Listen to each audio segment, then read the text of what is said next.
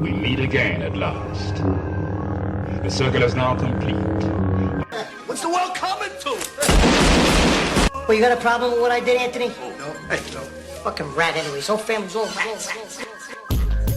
Would have grew up to be a rat. Stupid bastard. I can't fucking believe it. Gee, I'm real sorry your mom blew up, Ricky. Now you're gonna dig the fucking thing. You're gonna dig the hole. You're gonna do it. I got no fucking line. You're gonna do it. Yes, I'll take the fucking hole. I don't give a fuck. I realized that what was living behind that boy's eyes was pure and simply evil.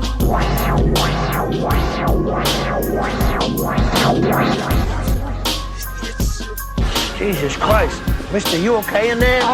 Put some Vintage coffees around here someplace. Have you any idea what the cost of your actions is? What their effect might be? Or are you to give them hope? What do you give them?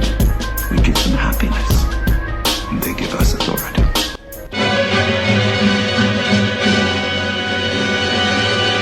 Groovy. What's going on, you wild ghouls and werewolves? It's Logan Myerz back here for the Cinephellas Podcast, doing this one solo tonight. And we're on episode 84 of the Cinephellas Podcast. Tonight I interviewed one of the actors from the new horror film put out by RJLE Films and Shudder, titled The Pale Door, but I'll get to that here in a bit.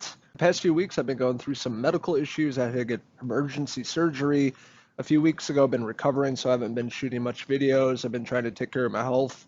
And finally back at 100% again and feeling like myself. So I have a lot of videos lined up this week to shoot and review and then post on our YouTube channel. So stay tuned for that. But one is Umbrella Academy Season 2 review. The show's on Netflix. Had an absolute blast with the second season taking place back in the 1960s. Besides that, we have a bunch of other movie reviews coming up on the website and social media outlets. So if you guys haven't already, head on over to Cinephellas.com for all your cinephilic needs in terms of the entertainment business, movie news, and reviews.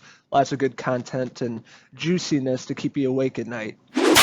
This Sunday, the boys and I are going to get wild on the Cinephellas Podcast, Lockdown with the Fellas.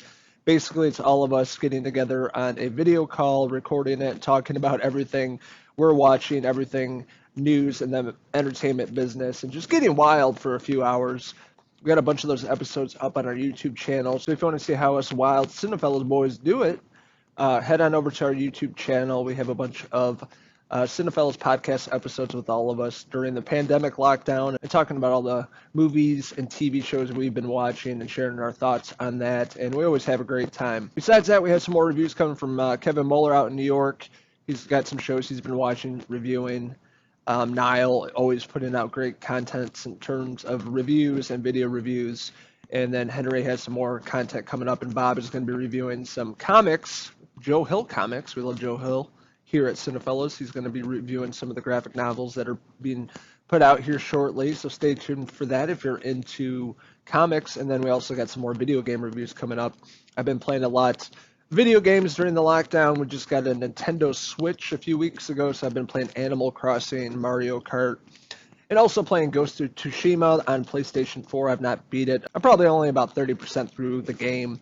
Having a great time with it, and I'll end up doing a review of that game as well. If you guys are gamers out there and have a good time playing PlayStation or Nintendo or Xbox, we're always trying to up the ante and put out new content for a larger audience and trying to connect all of us in the community of entertainment. With that being said, I was talking about my interview. Tonight I had the opportunity to interview the great actor Stan Shaw that lives in Chicago and from Chicago. So we had some interesting things to talk about with the current state of Chicago and everything going on with protests and politics and all that craziness. If you guys watch the news, you'll see something about Chicago going on every day, and it's pretty scary right now. But had an interesting time talking to him, being a neighbor to us, not too far away, talking about making the film The Pale Door, a really great horror flick. And the premise is after a train robbery goes bad, two brothers leading a gang of cowboys must survive the night in a ghost town inhabited by a coven of witches.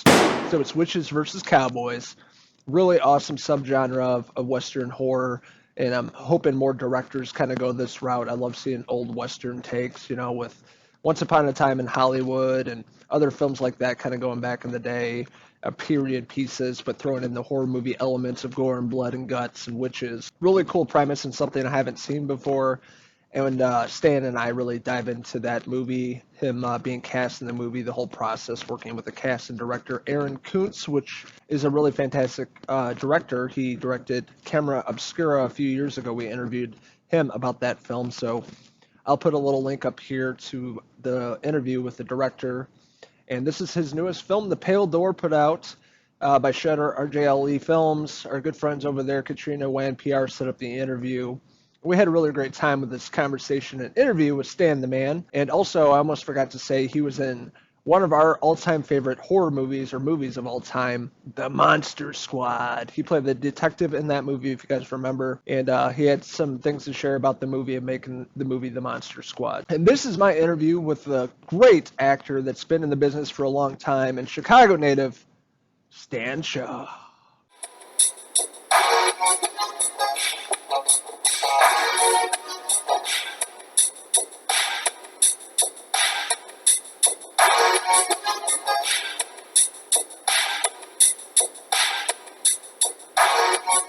Hello, how are you?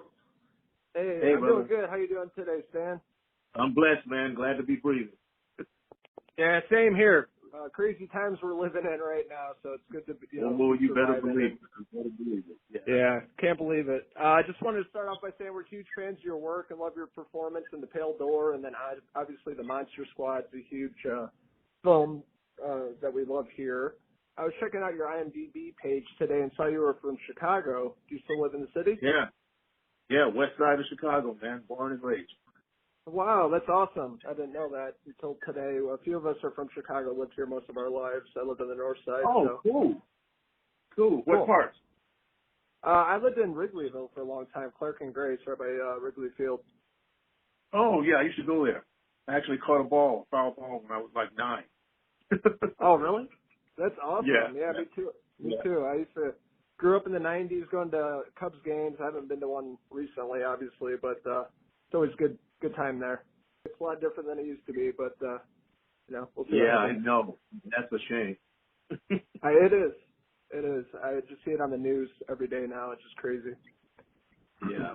So, first of all, how did you get involved with this project, The Pale Door? I was doing another film with Ashante called A Winter Christmas Song, and I got a phone call from my manager saying that Aaron had made an offer to me for this horror film, Western mixed genre, and my eyes lit up because those, that's my gig. I love horror and I love Westerns. And when I received the screenplay and read it and saw how amazing his concept was, I wanted to be a part of it. So I accepted it, and I left one film with a couple of days in between and reported to the set. Met with Aaron, and we collaborated on, his writings and how I saw things and how he saw things, and we came together. It was a blessing. It's always a blessing when you work with a visionary and a genius like Aaron, who's going to take horror to the next level, I feel. And then you get there and you have a great camaraderie with the ensemble cast who became my partners in crime. It was amazing and fitting, and it all blended well together. Yeah, absolutely. There was a lot of great actors in this. We interviewed Aaron a few years ago about another film he did, and he's a really cool guy. Yeah. Like him a lot. It's good seeing actors. Yeah, for sure. It's great seeing directors putting out good movies consistently. So, huge fan of his, and I love this movie very much, and I love how it has like the horror Western feel to it. Oh, awesome. Glad you enjoyed it, man. We put work in on this picture. Yeah, I love the final product. Had a really great time with it. What was it like working with the cast on this movie? Oh, it was seamless. It was like we'd known each other, all our lives collectively, person to person, instead of just seeing someone in a film or in a TV show. They obviously recognized me and welcomed me because I came and they were already filming, and just stepped right into the role of Lester. But that's great. I respect actors and actresses on the one hand, but when you're when you're there with a person and you're talking to them, and there's a seamless relationship in terms of characters and where you want to go, and they feel the same as you feel about presenting who you're presenting along with them. It's magic, and that's the great part about making movie magic, is when you can blend the different characters and make it all shine the way Aaron saw it when he created it in his head. That's a gift that a lot of people aren't afforded at different times in their career. So you jump on that with all 4 feet, and you thank God for the opportunity. Yeah, for sure. And I love how it has the old Wild West feel to it. What was it like filming, like returning to the Wild West days and making this type of horror western, like with the costume design and everything? Well, it's an amazing transitional period, because once you get in, you go to this town and it's all built up, and you're in the West, you're in the 1800s, and once you get your horse and you get into your costume and you got your gun, and they bring you on a set, and everything just clicks, man. It's like going into the Twilight Zone or a time capsule. And when you're there, you're steeped in it. You smell the horse crap. And the horse is splashing his tail, and the flies are flying off it, and you're on horseback, and the guy next to you is on a horse, and they're close, and you smell the horse's butt or the horse's neck, and you hear the whee and all of that, and everybody else in their garments.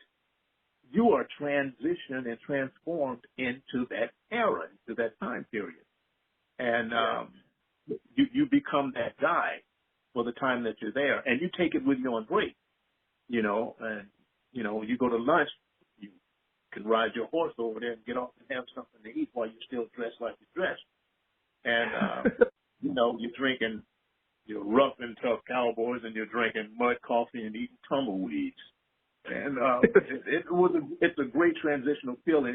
It's almost like becoming a kid again, because as a kid, my growing up, it was always cowboys and Indians. But cowboys and witches? Man, cowboys and witches. That's like the ultimate. And to actually be a part of something like that is like just brilliant to me. Yeah, I'm sure it'd be cool to take a step back away from technology and kind of go back in those days. It'd probably be completely different, but I think I could get used to it. It'd be a pretty awesome experience. Yeah. Yeah, I'd be one of those guys like that, though. Somebody who had guns, I'd use them. or Dangerfield Newton. These are black cowboys. Is this the first Western you've been in or filmed? Oh, no. No? I starred in the Buffalo Soldiers, and I just starred in the remake of Red River.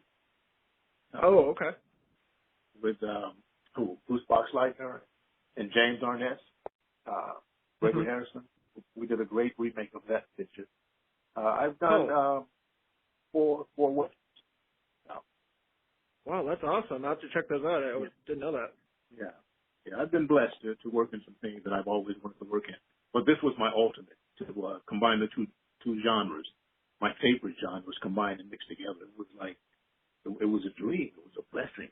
Yeah, it seems like a dream come true. Hopefully, after people see this movie, it'll open the door to more, horror western subgenre movies. I'd love to see more of these. Yeah, I love that, and the idea, not only the idea of combining the genres, but Aaron did it well, both in his vision. He's a great visionary, in his vision of the concept that he had once he put pen to paper, and to actually gathering the ensemble of his choice, which I was blessed enough to be included in. And you put on film what he put on paper brilliantly, and you're able to transition that and transform that into his idea of what he thought when he conceived it. That's a blessing. Not all filmmakers have that opportunity to be satisfied with that, but we were all satisfied with what, our parts of making this a whole, and making it a whole for the audience, as opposed to, some guys going films to ego trip or to do this, or there was no ego involved in the making of this film. Everybody's main objective was to present a horror package that was great enough for horror fans, because those are the greatest fans in the world. Yeah. So we were blessed enough to present this in their honor. Absolutely. It's definitely a magical movie. The final product's fantastic and just really well done. There's a lot of blood and gore in this film, and you're particularly seen with your character towards the end. What was it like working with all the blood and practical effects in this movie? It was fantastic. Because as an actor, man, when you're doing a horror film, you want that. That's the stuff you go and you see. And all of a sudden, it's happening, and I'm a part of this, you know, with the costumes and all that. And you got blood and guts and gore, and you've got witches, the likes of which you've never seen before. You've never seen these kind of witches on screen. I mean, you're used to seeing the witch on the broom flying in front of the moon with a cat on the back of the room. But, you know, Aaron takes us places in witchdom, which you've never been privy to be a part of. So to actually be on the set and you turn, and I don't want to give anything away, but you turn and you see a certain thing happening, you can't believe it. My jaw dropped to the floor on a couple of occasions. And then you're right in the thick of this. It's like, this is popcorn, root beer float, banana boat ice cream, and everything mixed into one. Peach cobbler, man, banana pudding, and everything mixed into one, just thrown all together. So it's a feast of horror. And I was fortunate enough to be a part of the main course, and I love that. Pale Door rocks, man. It's awesome. It's awesome. I love practical effects. There's something magical about it. You know, it's all CGI these days, but I love when, like, especially horror movies put in practical effects. It feels more authentic, you know? Yeah, exactly.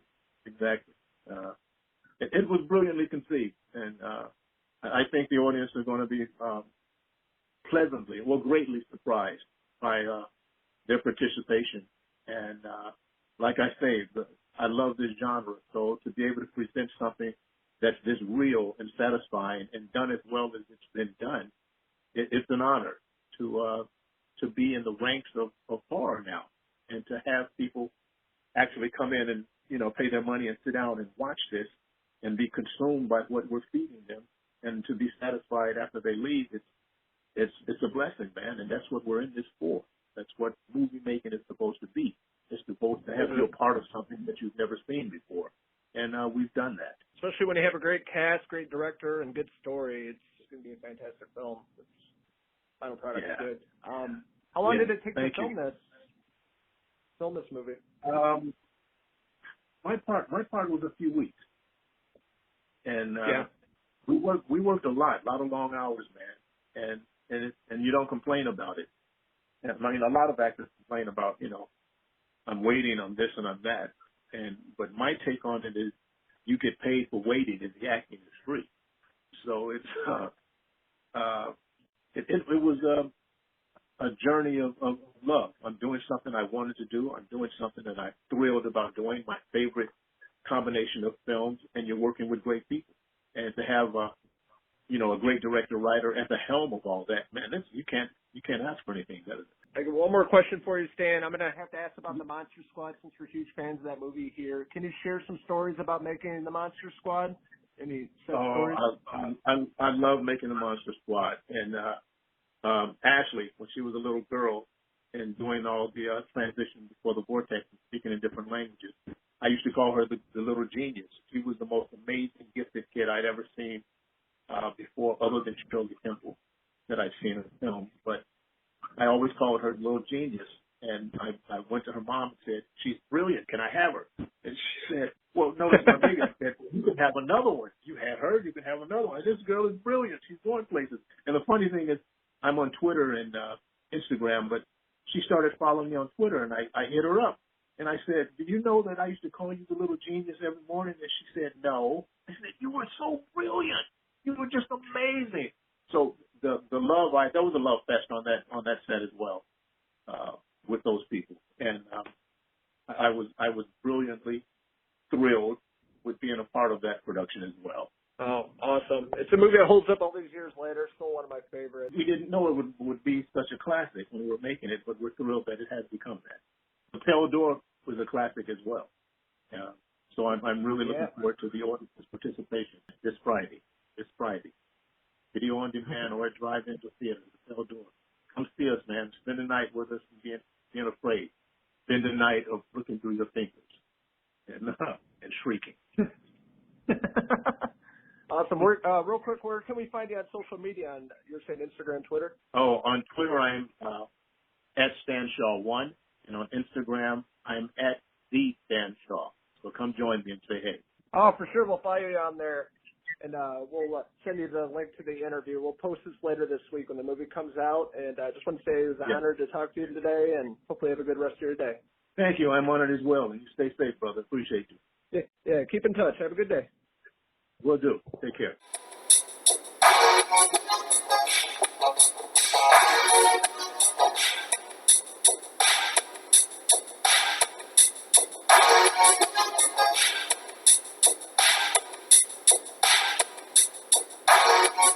So that was my interview with Stan Shaw, the great actor that's been in TV and movies throughout the past 30-plus years, most known for his role in Snake Eyes with Nicolas Cage. Really great scene in that movie. If you guys haven't seen it, check it out on YouTube. It's Nicolas Cage going over the top per usual, and one of the most memorable scenes from that film also being in the Monster Squad. Huge cult following, and a huge film in the horror movie industry. And he shared some memories from making the movie and working with young actress Ashley that played Phoebe in the film. And then also talking about his brand new film, The Pale Door. I highly recommend this film. I had a really great time with it. Lots of great bloody, gory effects. A lot of great special effects in terms of practical, buckets of blood. And Stan dived into talking about working with practical effects and how much of a blast he had making this film with the entire cast. Nobody had egos. They all had a really good time making this film, and I can't wait for everyone to see this and enjoy it as much as I did. And again, another subgenre being horror westerns, and I want to see more of these films being made. And hopefully you guys enjoy this as much as I did. Highly recommend it. And I'm going to give The Pale Door, directed by Aaron Kuntz, starring Stan Shaw, the man I interviewed, a 3.5 out of 5 Western hair pieces. If you guys haven't already, go ahead, head on over to YouTube, search Cinephellas, subscribe to our channel. We're always trying to put out the latest and greatest content in terms of movies and TV shows, interviews, podcasts, video games, and comics. And check us out on our website, Cinephellas.com. This is Logan Myerz signing out from episode 84 of the Cinephellas Podcast. Until the next time, cheese!